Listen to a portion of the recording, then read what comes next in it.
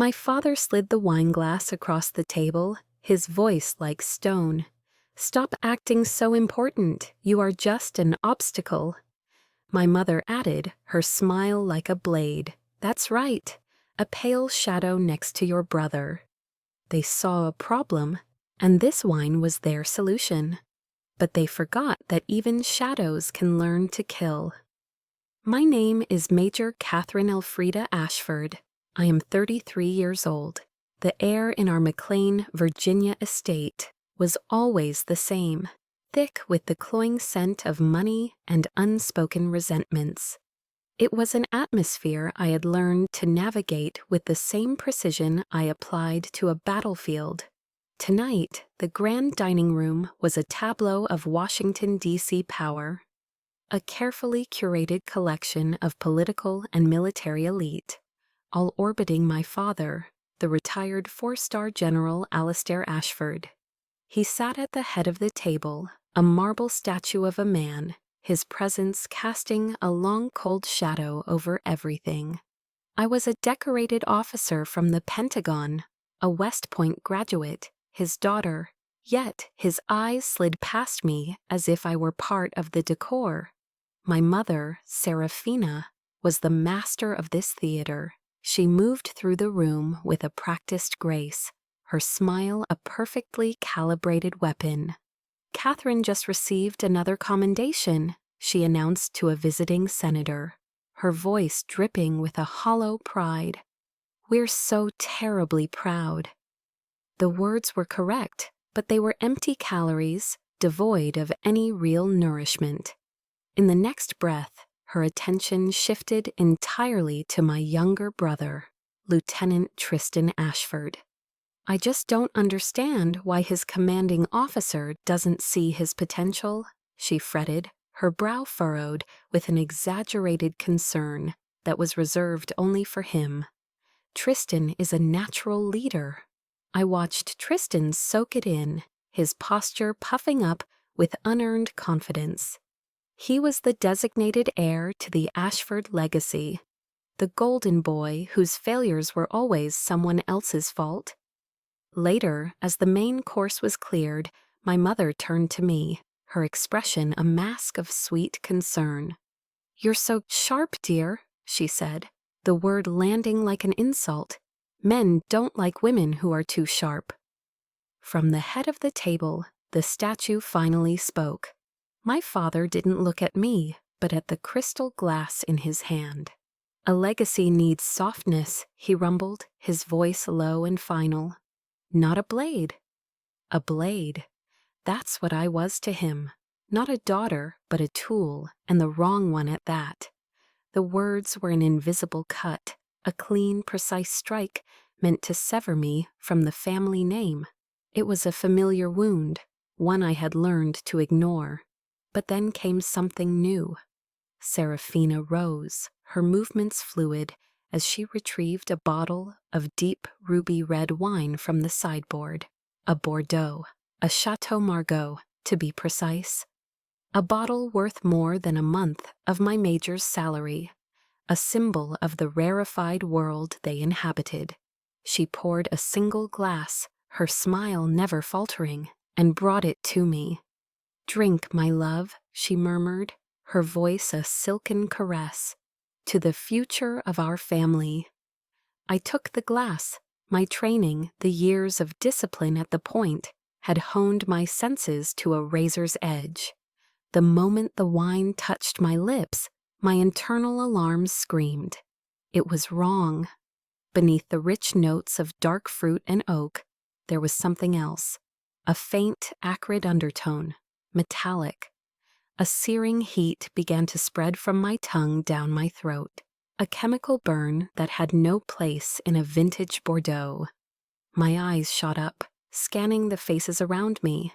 My mother smiling her perfect smile. My brother looking bored. My father impassive, his gaze fixed on some distant point. They were all calm, horrifyingly, unnaturally calm. And in that frozen moment, I understood. This wasn't a celebration, it was an execution, a meticulously staged, elegantly presented execution. The shock was a physical blow, a primal terror that ripped through years of disciplined composure. The people who were supposed to be my ultimate sanctuary were my assassins. The world began to blur at the edges, the poison working with brutal efficiency. The polished silverware, the glittering chandelier, the faces of the guests, it all swam in a sickening vortex.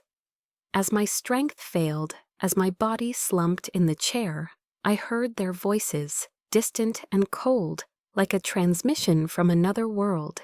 Seraphina's voice, stripped of all its warmth. Everything has been arranged. The $33 million trust will be transferred to Tristan to handle the problem in Belgium. Then my father's, devoid of any emotion, the voice of a general assessing a tactical situation. She was always a difficult variable, a necessary adjustment to protect the formation. Variable, adjustment, formation. The words hammered into my fading consciousness. They had stripped me of my humanity, reduced me to a logistical problem. I wasn't their daughter. I was an obstacle, a loose end to be tied up. My hand spasmed, knocking the heavy crystal glass. It tipped, spilling the dark red wine across the pristine white tablecloth. The stain spread, a splash of blood on a perfect, lying canvas. Then there was only darkness. Consciousness returned not as a gentle dawn, but as a hostile invasion. It started with the cold, a damp chill seeping through my clothes from the stone floor beneath me. Then came the smell, a thick, cloying mixture of damp earth, soured wine, and decay. My head throbbed with a brutal, percussive rhythm, a blacksmith's hammer against an anvil. My body felt heavy, disconnected, a vessel drained of all strength. They had stripped me of everything, my jacket, my phone, my dignity, and left me here to die. The arrogance of it was breathtaking. They believed I would simply fade away. A quiet and convenient resolution to their problems. They had forgotten where they sent me. They had forgotten the lessons West Point drills into you until they are part of your DNA. Panic is a luxury you cannot afford. Emotion is a weight you cannot carry. So I didn't panic. My training took over, a calm, cold current in the chaos of my physical misery. I began a situational assessment, my mind a checklist in the dark. No obvious exits, no weapons, no comms. I was an officer, compromised and trapped deep behind enemy lines. The horrifying irony was that the enemy line was my own family's wine cellar. In the suffocating darkness, the ghosts of my past, memories I had suppressed with military discipline for years, began to stir. They rose not as hazy recollections, but as sharp, vivid intelligence files, a map of betrayals that led directly to this cold stone floor. I was 14. I had spent a month developing a wargaming strategy for a class project, a complex simulation of a conflict in the South China Sea. My father, General Ashford, had glanced at it, dismissed it with a grunt, and then 2 weeks later, I heard my exact words, my exact strategy, coming from his mouth during a television interview on CNN. When I tried to protest, he had looked at me with cold amusement. Don't be naive, Catherine.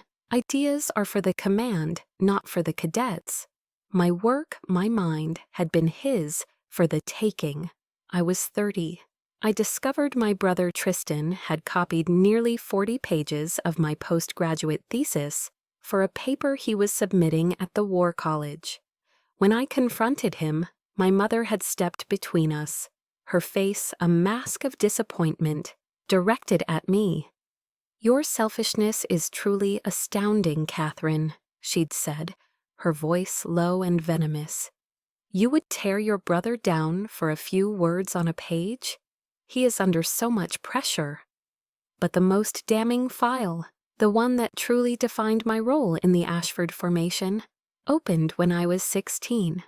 I had won the National Youth Science Competition, a $5,000 prize for a robotics project I had built from scratch. It was the first time I had ever felt a sense of accomplishment that was purely my own. The check felt heavy in my hand, a tangible symbol of my own worth. That evening, my parents sat me down in my father's study. There was no celebration. Tristan, then 19, had been in a drunk driving accident. He had wrapped his new convertible around an oak tree. No one was seriously hurt, but the legal trouble was significant. My father explained the situation with chilling clarity. A DUI charge would be a permanent stain on the record of the future Ashford patriarch. "We need $5,000 to retain the best lawyer in Virginia," my mother said, her hand on my arm. "Someone who can make this all go away quietly." I stared at the check on the table between us. My check. "It's your responsibility, Catherine," my father said, his voice leaving no room for argument. "Your brother is the future of this family. You're strong. You can handle it." I wasn't the strong child.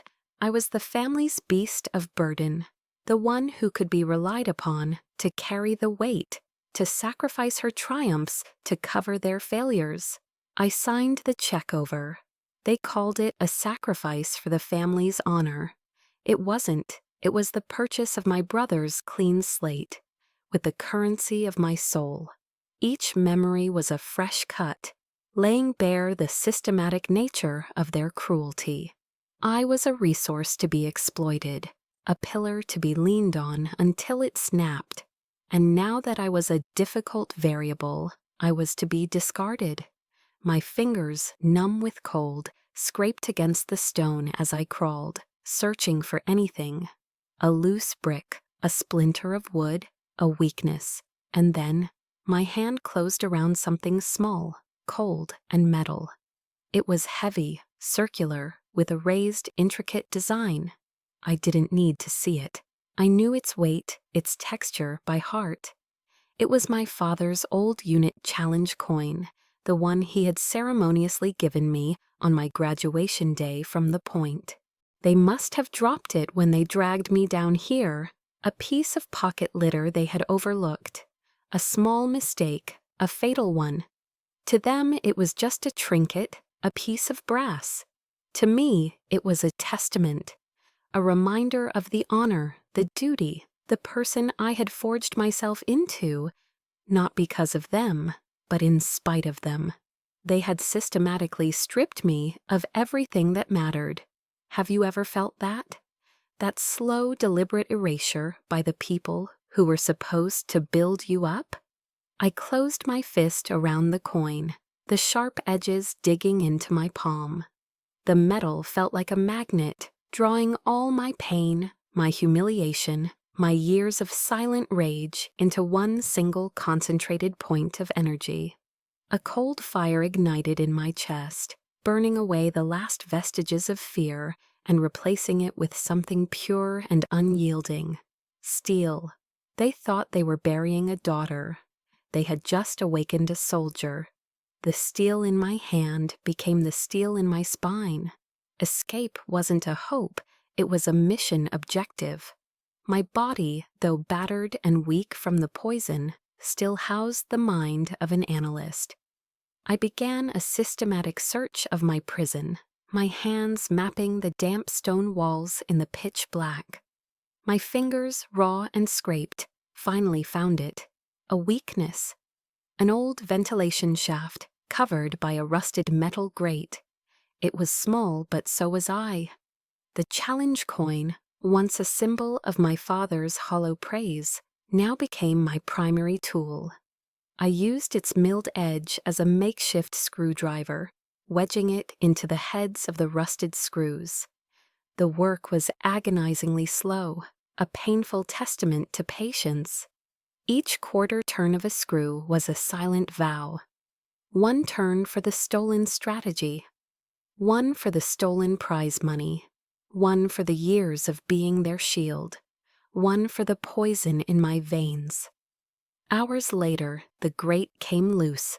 I squeezed through the opening, my muscles screaming in protest, and emerged into the cool, damp Virginia night, filthy, bruised, and wearing only the clothes I had been poisoned in.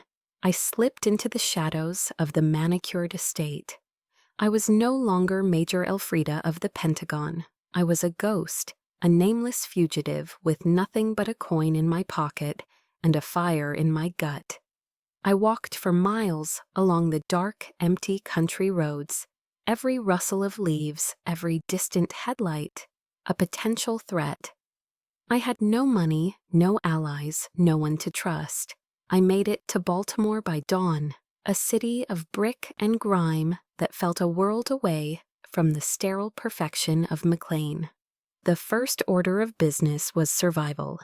In a dingy pawnshop that smelled of dust and desperation, I sold the one valuable thing they had missed, my West Point graduation watch. The man behind the grimy glass counter gave me $150 for a timepiece worth thousands.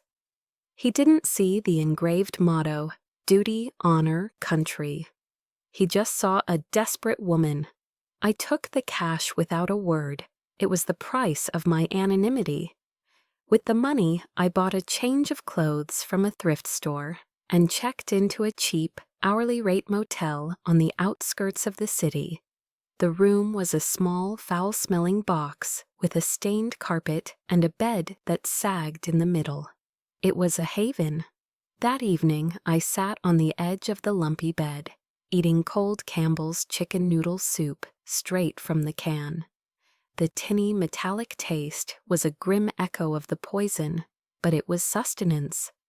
The room's small television was flickering in the corner, and as I ate, a local news channel into a live feed from a charity gala in Washington, D.C. And there she was, my mother, Seraphina Ashford, draped in a glittering designer gown, her face a portrait of compassion as she stood at a podium.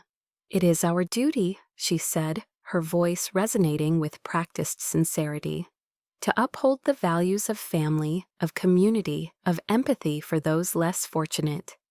A wave of pure, hot rage washed over me, more potent than any poison. The hypocrisy was a physical thing, so vile it made me want to retch. She was speaking of empathy while her own daughter, whom she had tried to murder, was hiding in a roach-infested motel, eating cold soup.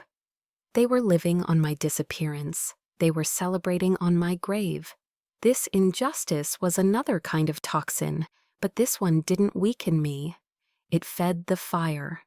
To keep my mind from spiraling, to impose order on the chaos, I spent the next day at the Baltimore Public Library. The quiet, the smell of old paper and knowledge was a balm. I lost myself in the stacks, pulling books at random, needing to focus on anything other than my own reality. It was in a worn, forgotten anthology of American speeches that I found him, Theodore Roosevelt. I found the words that would become my new creed. My eyes scanned the page, and the world fell away. It is not the critic who counts, not the man who points out how the strong man stumbles, or where the doer of deeds could have done them better. The credit belongs to the man who is actually in the arena, whose face is marred by dust and sweat and blood, who strives valiantly, who at the best knows in the end the triumph of high achievement, and who at the worst, if he fails, at least fails while daring greatly. A jolt, like an electric current, shot through me. The words weren't just ink on a page, they were a mirror. My family, with their judgments and their cold calculations. They were the critics. They stood on the sidelines, pristine and safe, and pointed out my flaws. But I was the one in the arena. Right now my face was marred by the dust of my escape and the figurative blood of their betrayal. I was the one striving, the one fighting for my very existence. I realized they had made a fundamental miscalculation. They thought that by taking everything from me, my career, my money, my life, they would leave me with nothing. But they had left me with the one thing a soldier needs to win: a clear objective. This was not the end. This was the battle of my life. And I had just found my field manual. The words of Theodore Roosevelt echoed in my mind, a call to arms that silenced the whispers of despair. I was in the arena, but no soldier, no matter how well trained, fights a war alone. It was time to make the most desperate and high-stakes gamble of my life. With the last of my cash from the pawned watch, I bought a burner phone from a grimy corner store in Baltimore. The cheap, lightweight plastic felt alien in my hand, a stark contrast to the dense, encrypted devices I was used to. This was the tool of a fugitive, not an officer. For a long moment, I just stared at it, the fear a cold knot in my stomach. My father's influence was a web with strands reaching into every corner of Washington's power structure. How many people owed him favors? How many were loyal to the legend of General Ashford over the truth of an unknown major? The thought that Colonel Thorne could be one of them was a paralyzing terror. My fingers, trembling slightly, keyed in a number I hadn't called in years, but knew by heart. My thumb hovered over the send button. This was it, a leap of faith into a black abyss. I couldn't risk a voice call, not yet. Instead, I typed a 2-word text, a coded phrase we had established during a particularly brutal winter in the mountains of Afghanistan. A phrase that meant one of our own was compromised, surrounded, and in mortal danger. Fortress compromised. I hit send. The silence that followed was a physical weight, pressing down on the thin air of the motel room. Each second stretched into an eternity. I could hear the blood rushing in my ears, my own heart a frantic drumbeat of hope and terror. My mind raced, playing out every negative outcome. He would ignore it, dismissing it as a prank. He would report it up the chain of command, flagging me as unstable. He would call back, his voice cold with disappointment, bought and paid for by my father's legacy. Then the phone vibrated, a sudden, sharp buzz on the worn-out bedspread that made me flinch. A call from his number. I took a shaky breath, my training battling my fear, and answered. His voice was exactly as I remembered it. A low, calm baritone, a steady anchor in any storm. There was no surprise, no disbelief, no hesitation, just the unwavering professional voice of my former commander, Colonel Xavier X. Thorne. "Report your situation, Major." The sheer normalcy of it, the immediate acceptance of the premise, was a lifeline thrown into my churning sea of panic. I gave my report the way I was trained to, my voice clipped and precise, stripping the horror of its emotion and presenting only the unvarnished facts. "Assassination attempt, Colonel. The enemy is domestic. The enemy is my family." I detailed the poison, the motive of the $33 million trust fund, the chilling conversation I had overheard as I lost consciousness. Thorne listened. His silence wasn't the cold, dismissive silence of my father, which always felt like a judgment. This was the focused, analytical silence of a commander processing critical intelligence, giving my words the weight and seriousness they deserved. When I finished, my throat raw, he didn't question my sanity or my story. He simply breathed a heavy, weary sigh into the phone. "It doesn't surprise me, Catherine," he said, his voice laced with a grim certainty.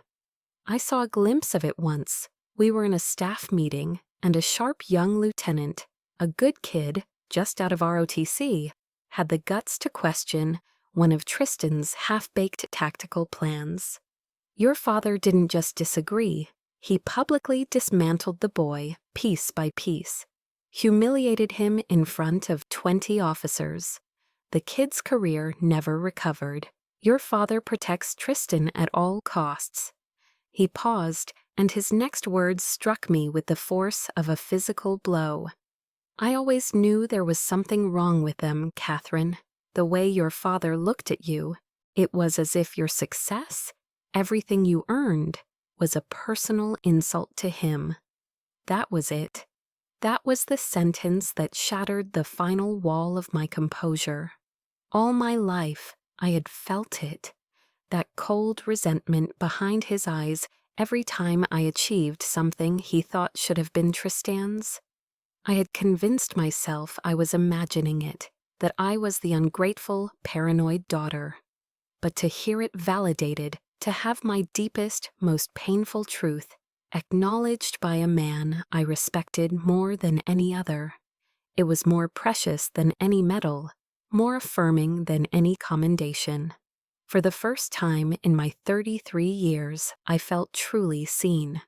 "Activate Sanctuary Protocol," Thorne commanded, his voice shifting back into crisp operational mode. "It's still in place. Go dark. Stay put. I'll coordinate from here." The efficiency was comforting, the orders a familiar language in a world that had become terrifyingly alien. But it was his next words that changed everything. 4 simple words that carried the weight of a battalion. "You are not alone, Catherine." The dam broke. The tears I had suppressed in the wine cellar, the tears I had choked back in that filthy motel room, they finally came. They streamed down my face in hot, silent tracks. These weren't the tears of a victim. They weren't tears of weakness or despair. They were tears of profound, soul-shaking relief. The crushing weight of solitude, the terror of fighting this war by myself, was lifted from my shoulders. The battle was no longer mine alone. I had a family again. Not one forged by the accident of birth and curdled by lies, but one forged on the battlefield, built on a foundation of honor, loyalty, and unwavering respect. My war had just begun, but now, for the first time, I had an army at my back. The Sanctuary Protocol was ruthlessly efficient. Within hours of my call to Colonel Thorne, I was moved from the grime of Baltimore to a sterile, anonymous safe house, nestled in the rolling green hills of rural Maryland. It was a modern, unremarkable structure on a quiet country road, surrounded by acres of dense woods. For the first time in days, I could breathe without the constant, gnawing fear of discovery. The quiet here was absolute, a thick blanket of silence that was a stark contrast to the chaos raging within me. But the peace was a fragile, thin illusion, and it was shattered by a single encrypted call. "They're not just trying to kill you, Catherine." Thorne's voice was grim, stripped of the warmth from our previous conversation. It was the voice of a commander delivering bad news from the front. "They're trying to erase you, to wipe you off the board completely." He explained, his words precise and brutal. Someone with high-level clearance at the Department of Defense, undoubtedly at my father's behest, had accessed my official service record. The file that had once been a testament to a decade of my life, every promotion, every deployment, every commendation, had been corrupted. The official record now stated that on the night of the dinner party, Major Catherine Elfrida had suffered a severe nervous breakdown, abandoned her post, and gone AWOL.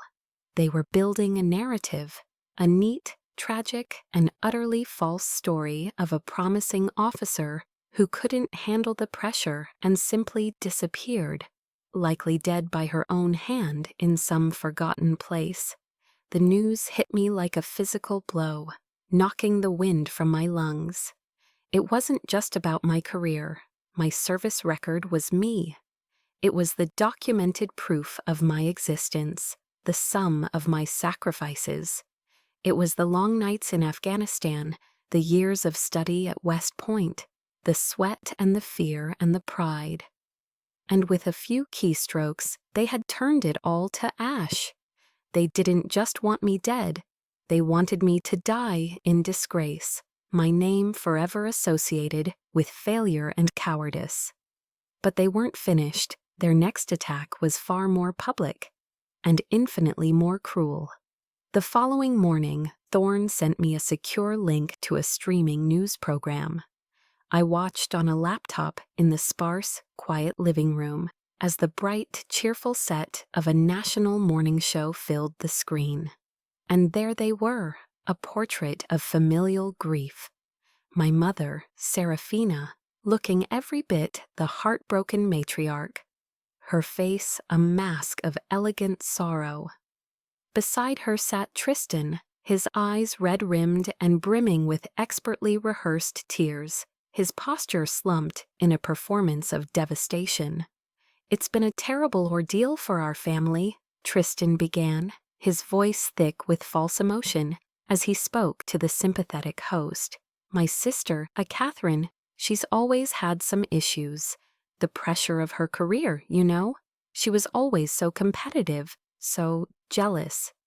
He choked back a sob that was perfectly timed for maximum effect, a masterclass in manipulation. "We just want her to come home. We're doing everything we can to find her, to get her the help she so desperately needs." Serafina placed a comforting maternal hand on his arm, her own eyes glistening with unshed tears. "She's our daughter," she said, her voice a fragile whisper that carried across the nation, a dagger twisting in my gut. "A mother knows. I always knew she was struggling inside. We love her. We just pray she finds peace, wherever she is." I sat there, frozen, my hands clenched into white-knuckled fists in my lap. The world narrowed to the glowing screen, the sound of their poisonous, perfectly delivered lies. They were painting a masterpiece of deception, casting me as the mentally unstable, jealous villain in their family tragedy. They were using the public's sympathy as a weapon, ensuring that if I ever did surface, I would be seen not as a victim, but as a deranged fugitive. Every word was a calculated strike, designed to dismantle my credibility, to salt the earth of my reputation so that nothing could ever grow there again. The rage inside me was no longer the hot, chaotic fury of a cornered animal. It was becoming something else, something colder, heavier, and far more dangerous. This was the final violation. They could take my money. They could try to take my life. But to attack my service, to defile the uniform that I had worn with pride, to twist my dedication into a story of madness, that was an act of desecration. They had attacked my duty by framing me as a deserter who went AWOL. They had attacked my honor by painting me as a jealous hysteric on national television. They had attacked my country by weaponizing the very institutions I served to orchestrate their crimes. Duty, honor, country, the three hallowed words of the West Point Oath, the creed I had built my life upon. They had spat on all of them. My rage settled, cooling and hardening from a raging fire into a single sharp point of Valyrian steel. I picked up the encrypted phone and dialed Thorne. There was no tremor in my hand, no hesitation in my voice. The time for hiding was over. The time for defense was over. "They've crossed the final line, Colonel," I said, my voice steady and cold. "This is no longer a family matter. They have declared war on an officer of the United States Army." I paused, letting the weight of my next words hang in the air, a promise and a threat. And they are about to face the consequences. My rage was no longer a fire. It was a weapon being forged. The heat had burned away the last of my fear, leaving behind only the cold, hard certainty of my purpose. I was no longer a victim reacting to their attacks. I was a commander, and it was time to assemble my army and plan my counteroffensive. Colonel Thorne's first move was to connect me with a lawyer. But Evelyn Reed was no ordinary attorney, a former star prosecutor in the Army's Judge Advocate General's Corps, JAG. She had left the military to start a boutique law firm in Arlington, Virginia, specializing in one thing: hunting the corporate and political sharks that infested the D.C. Beltway. Our meeting took place not in a plush corner office, but in what felt more like a tactical operations center. The temporary office space was stark and functional, dominated by large monitors displaying encrypted data streams and a whiteboard covered in complex diagrams. Evelyn Reed herself was like her surroundings, sharp, practical, and radiating an intensity that left no room for sentimentality. She was in her late 40s with a severe haircut and eyes that seemed to analyze everything with the precision of a targeting system. She listened to my story without interruption, her expression unreadable. When I finished, she didn't offer condolences or sympathy. She offered a strategy. "They think you're dead, or at least neutralized," she said, her voice a low, confident hum. "That's our single greatest advantage. We don't sue them for emotional distress. That's a fight they can drag out for years in the press, painting you as unstable. We gut them. We attack the foundation of their empire." She stood and walked to the whiteboard, picking up a marker. "We go after them for conspiracy, wire fraud, and violations of the Foreign Corrupt Practices Act, related to whatever mess Tristan made in Belgium. We don't attack their hearts. They don't have any.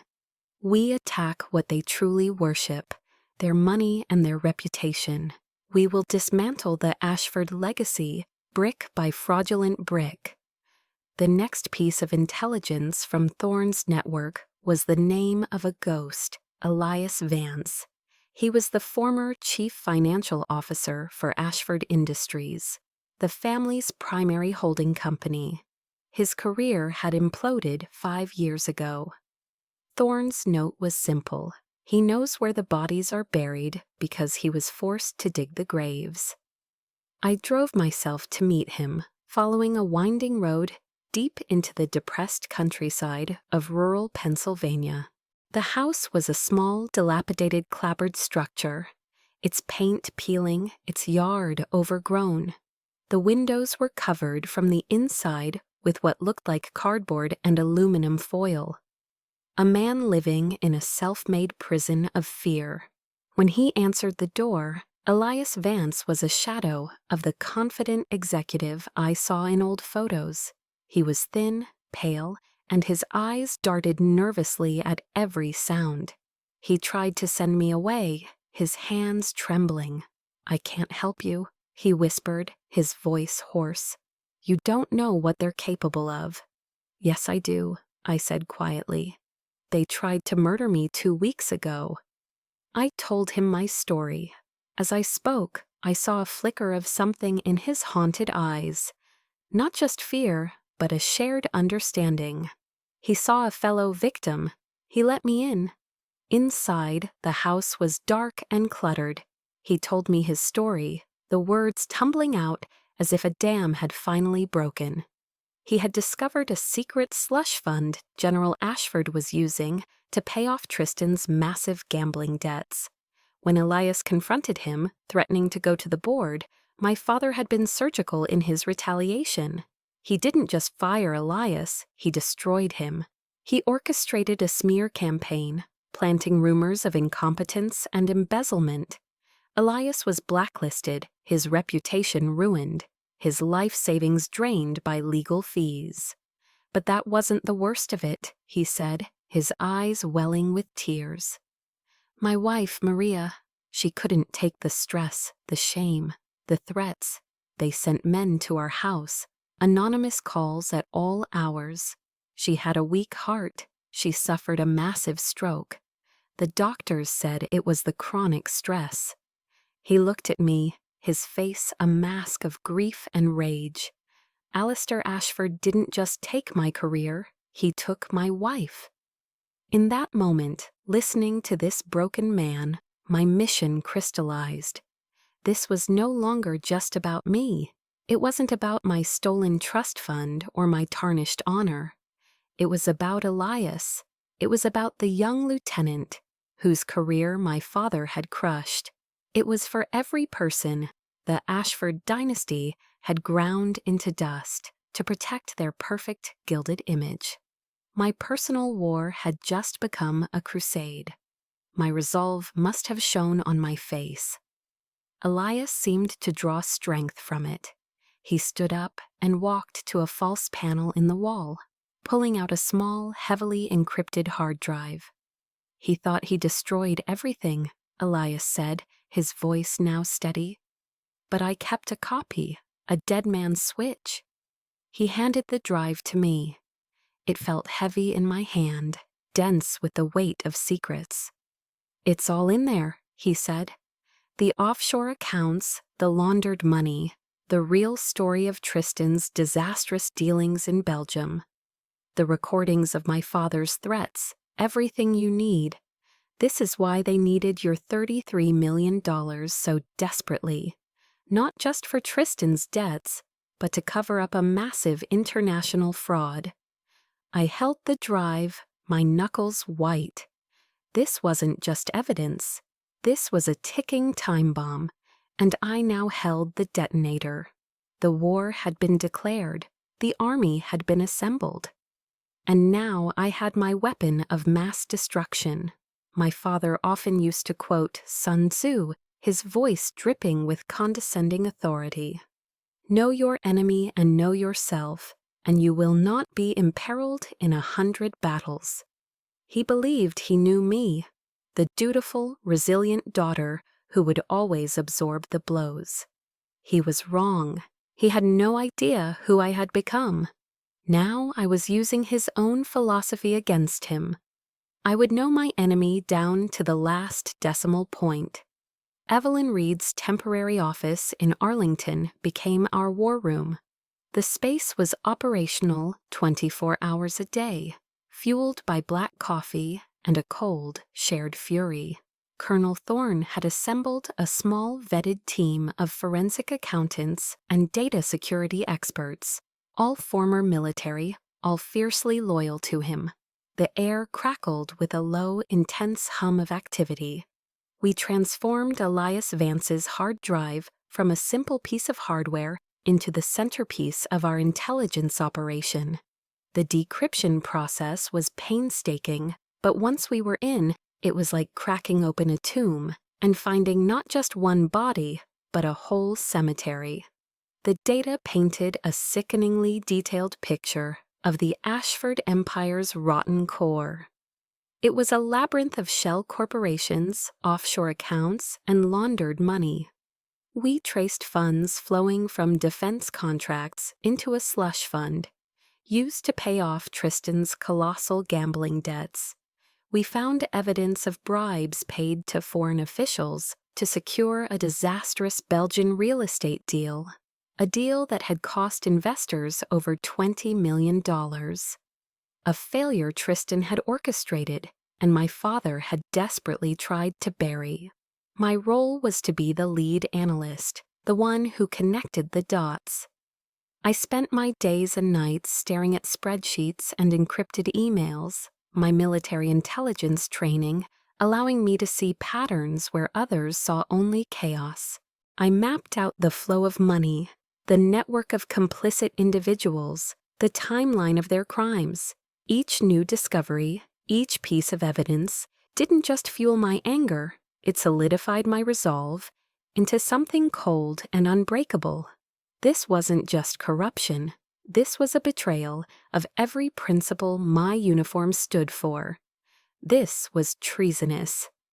While the financial team dissected the fraud, I knew we needed more. We needed to dismantle the narrative they had built around me and Tristan. That required reaching back inside the walls of the Pentagon, a move fraught with risk.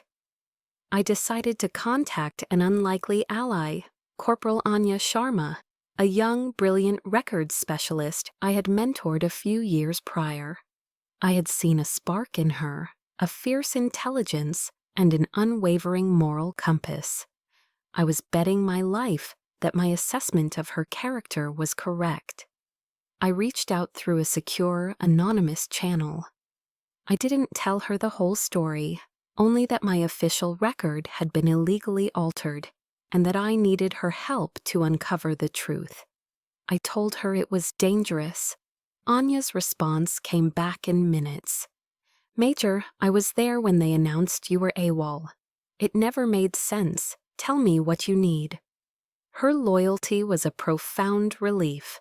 Following my precise instructions, using coded keywords I provided, Anya navigated the deep archives of the Pentagon's records system. She was my ghost in the machine.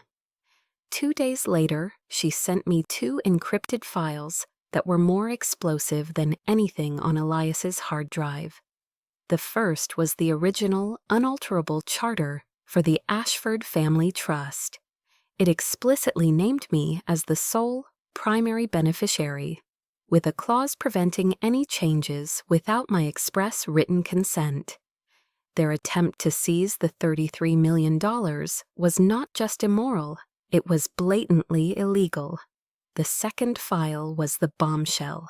It was a buried internal investigation report detailing an incident during Tristan's last deployment. Due to his gross negligence and failure to follow protocol, he had directly endangered his entire platoon during a live-fire exercise.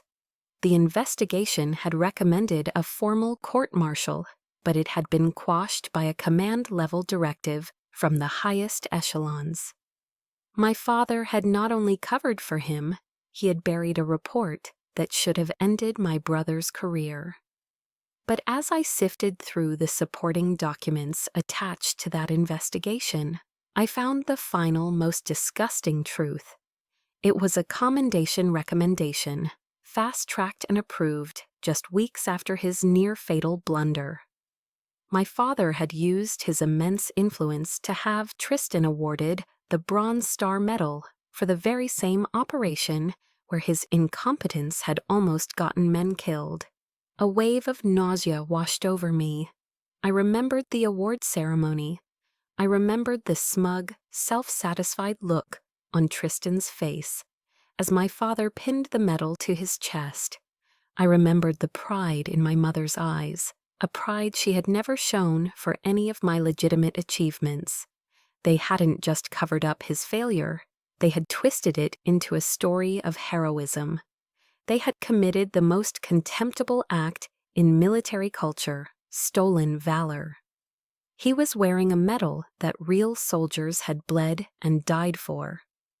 I walked into the main room where Evelyn was reviewing the financial evidence. I laid the printed documents on the table in front of her, the trust charter, the buried investigation, and the fraudulent medal citation. She read them in silence, her expression growing colder with each page. When she finished, she looked up at me. A slow, dangerous smile spread across her face. It was the smile of a predator that knows the hunt is over. "We've got them," she said, her voice soft but lethal. "We have enough to not only restore your name and recover your money, Catherine. We have enough to send the entire Ashford dynasty to Fort Leavenworth for a very, very long time." She stood up and straightened her jacket. "It's time to go to war." The Albert V. Bryan U.S. Courthouse in Alexandria, Virginia, is a place of imposing, sterile power. It was the perfect stage for the final act of the Ashford dynasty. They arrived as if attending a coronation, not a preliminary hearing. My father, General Alistair Ashford, was immaculate in his army dress blue uniform, the chest full of medals, a silent testament to a lifetime of honor he did not possess.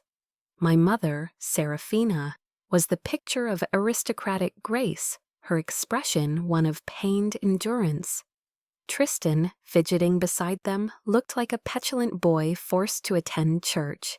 They sat in the front row, a united front of power and privilege, expecting a swift and quiet victory. Their lead counsel, a high-priced lawyer from a prestigious D.C. firm, rose to address the court. His voice was smooth, confident, and dripping with condescension.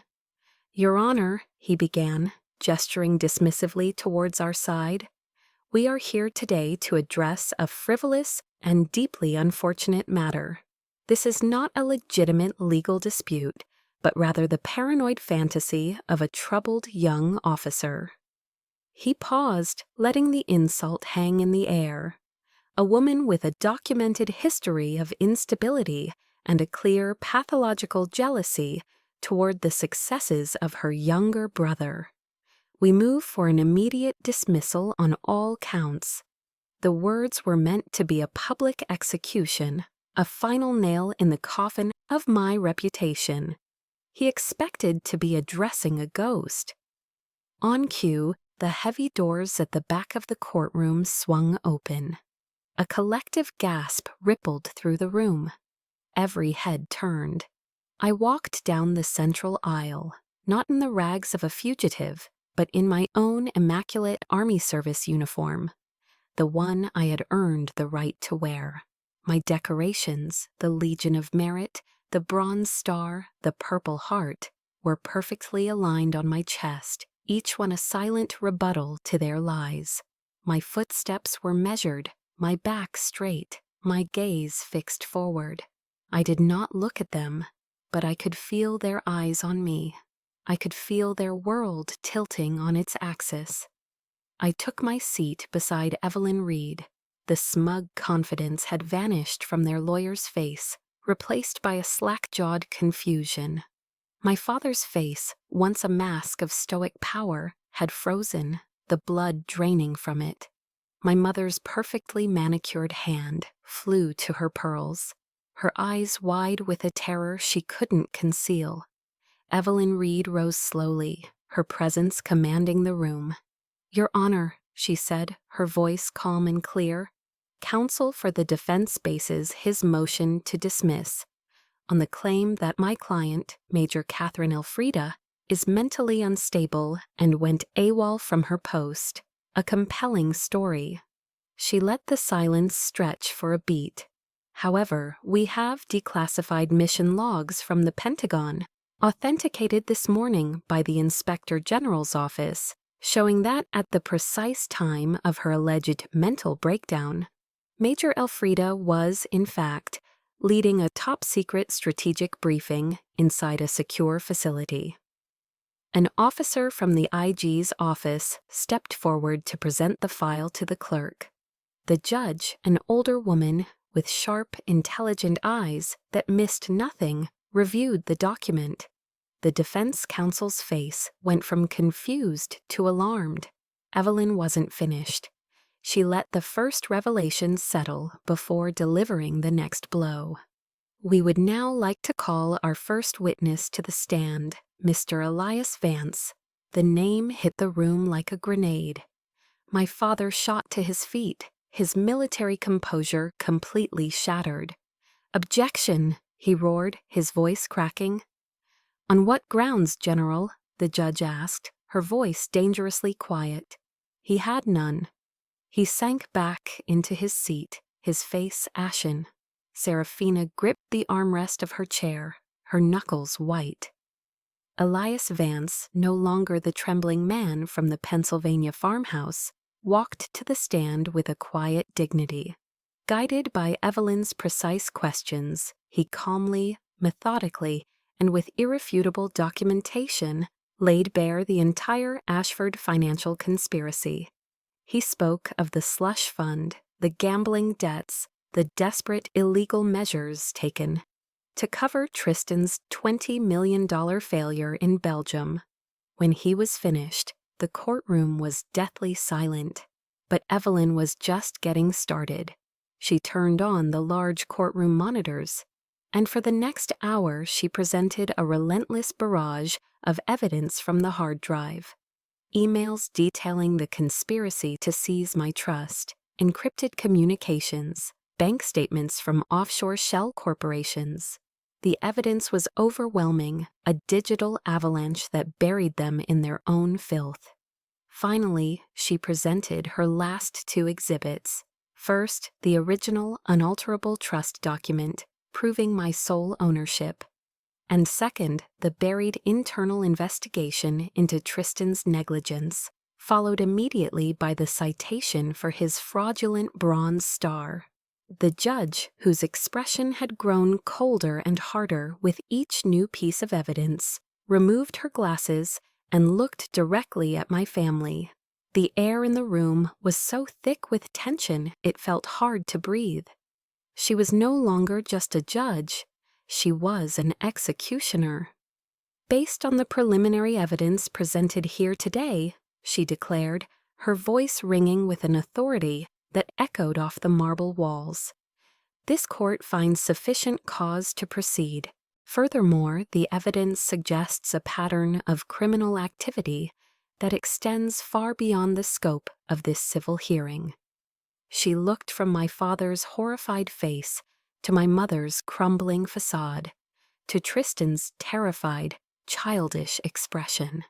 Therefore, this court hereby orders a full, comprehensive criminal investigation by both the Federal Bureau of Investigation and the Army's Criminal Investigation Division into the affairs of General Alistair Ashford, Mrs. Seraphina Ashford, and Lieutenant Tristan Ashford.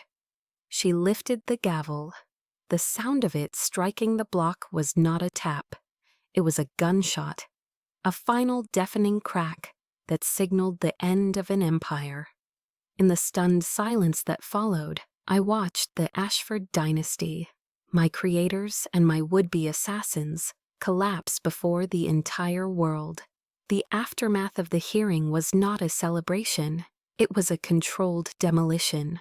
The shockwave from the judge's gavel radiated outwards from the Alexandria courthouse, and the Ashford empire began to crumble with breathtaking speed. The news reports were relentless, a media firestorm that fed on the spectacular fall of a titan. Defense contracts were suspended pending investigation. Security clearances were revoked. The Ashford name, once a synonym for power and honor, became a mark of disgrace. The consequences for my family were swift and severe. Tristan, stripped of his fraudulent medal, faced a court-martial that was brutally efficient. He was found guilty of conduct unbecoming an officer and sentenced to a long, inglorious term at the U.S. Disciplinary Barracks in Fort Leavenworth. My father, the great General Alistair Ashford, was spared the indignity of a trial by his own body. He suffered a massive stroke the day after the hearing, one that silenced his powerful voice forever, leaving him a vacant, hollow shell of the man he once was, trapped inside a broken mind. I performed two final duties, not as a daughter, but as an officer closing out a field operation. First, I visited my father in the private hospital wing that had become his gilded cage. He sat in a wheelchair by a large window, staring blankly at a garden he no longer recognized. His eyes were empty. There was no flicker of recognition, no rage, no remorse, just nothing. I stood before him for a long moment, then quietly placed his West Point class ring on the table beside him. A final severance. I left without a word. Next, I went to the military prison to see Tristan before his transfer to Leavenworth. We sat on opposite sides of a thick pane of plexiglass, the air sterile and cold. He looked small and broken, the arrogance stripped away, leaving only a terrified boy. He wept, his words muffled through the speaker. He was sorry, so sorry. I listened, my face impassive. "No, you're not," I replied, my voice even and devoid of emotion. You're not sorry you did it, Tristan. You're only sorry you got caught. I saw the flicker of truth in his eyes before he dissolved back into tears. I stood up and walked away. The final confrontation had to be with my mother. I met her at the McLean estate. She was under house arrest, the grand home now a cold, echoing mausoleum. Federal agents were tagging furniture and ceiling rooms, the assets of a fallen empire being catalogued for seizure. The perfect, serene mask of Seraphina Ashford had finally cracked. Her face was a ruin of rage and disbelief. "You've destroyed everything," she shrieked the moment she saw me, her voice ragged. "Everything we built. You were a curse on this family from the day you were born." I looked at the woman who had given me life and then tried to take it away, and I felt nothing but a vast clinical distance. She was a problem said I had finally solved. "You should have just disappeared quietly," she screamed, her hands clenched at her sides. "You took everything from your brother. You were supposed to protect him. That was your duty." Her words, meant to be the ultimate condemnation, were instead the ultimate clarification. She would never understand. She would never change. "You still don't get it, do you?" I said, my voice soft, almost a whisper. "I'm not the curse. I am the consequence." I took a step closer, my gaze unwavering. "You and Father taught me that winning is everything.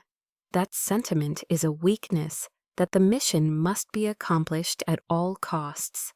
I gave her a small, cold smile. "I just learned the lesson too well. So for that education, thank you." I turned and walked out of that house for the last time, not looking back. Her screams faded behind me, the last dying echoes of a world that had turned to ash. The war was over. I had won. That night, I stood on the balcony of an anonymous hotel in Washington, D.C., looking down at the glittering web of city lights, a map of the power I had just defied. The adrenaline had faded. The strategic focus was gone. And in their place, there was a terrifying, cavernous emptiness. The enemies had been defeated. The mission was complete. But the question that remained was a quiet, unnerving whisper in the silence. Who was I now? I was no longer Catherine Ashford, daughter of a fallen dynasty, and after everything, I no longer wanted to be Major Elfrida, a soldier in their army. I had destroyed my past and my present, and I had no idea what my future looked like. The emptiness that followed my victory was a quiet, hollow ache. The war was over, but the soldier remained, standing in the ruins with no new orders. A few weeks later, I made a decision. I submitted my request for an honorable discharge from the United States Army. Colonel Thorne handled the process with quiet efficiency. We met one last time at a small diner in Alexandria, the kind of place with worn vinyl booths and coffee that had been brewing for hours. He slid a thick manila envelope across the table. Inside were the documents for a new life, a new identity. "You've served this country with distinction, Catherine," he said, his voice full of a warmth I had come to cherish. "Now it's time to serve yourself." Before leaving D.C. for good, there was one last stop I had to make. I went to the Franklin Delano Roosevelt Memorial, a sprawling, open-air space of granite and water. I stood alone before the statue of the man in the wheelchair, reading the words I had first found in a dusty library book. The credit belongs to the man who is actually in the arena. I had been in the arena. My face had been marred by dust and sweat and blood. I had fought valiantly. I had won. And now I had earned the right to leave. I didn't choose an easy life. I used a small portion of the recovered trust fund to buy a secluded log cabin on a mountainside in Montana. near the breathtaking expanse of Glacier National Park. The air there was thin and clean, and the silence was vast, broken only by the wind in the pines. It was in that profound quiet that I began the slow process of unlearning. I had to learn how to breathe without constantly assessing for threats. I had to learn how to read a book for the simple joy of the story, not for intelligence gathering. One day I drove to a local animal shelter and found him. He was an old German shepherd, gray around the muzzle, with wise, gentle eyes and a slight limp. The card on his kennel said his name was Miller and that he'd been abandoned. He was a fellow survivor. We recognized each other immediately. Together, Miller and I explored the wilderness that was now our home. We hiked the winding trails, his steady presence a comforting weight beside me. We watched the sun set behind the jagged peaks, painting the sky in hues of orange and purple. In the raw, untamed beauty of nature, I found a serenity that no military victory could ever provide. I was slowly, carefully learning how to be happy. One crisp autumn afternoon, a small package arrived from Thorne. Inside, nestled in a velvet box, was my Legion of Merit medal, which I thought had been lost forever in the chaos. Tucked beneath it was a small handwritten note. It said, "Your honor was never in their hands to take. It was always yours." I held the medal, its weight familiar in my palm. It was no longer a symbol of a war I had fought against others, but a quiet affirmation of the war I had fought for myself. I didn't put it away in a drawer. I placed it on the rough-hewn windowsill of my cabin, where the golden Montana sunlight caught the polished metal, making it gleam. Looking out at the majestic, snow-capped mountains, with Miller sleeping peacefully at my feet, a profound sense of peace settled over me for the first time in a very long time. I was no longer Major Elfrida, the soldier. I was no longer Catherine Ashford, the disgraced daughter. I was just Catherine. And my legacy would not be written in battles won or enemies defeated, but in the quiet, peaceful days I was finally learning how to live. Looking out at these Montana mountains, it's hard to believe how far I've come. My arena was a courtroom, but I know yours might be a dinner table, a phone call, or just the quiet weight of expectation. My story is proof that your legacy is not what is given to you, but what you build from the ashes. If my journey has given you a measure of strength, I hope you'll subscribe to this channel. There are more stories of survival and resilience here, and I believe each one is a light in the darkness.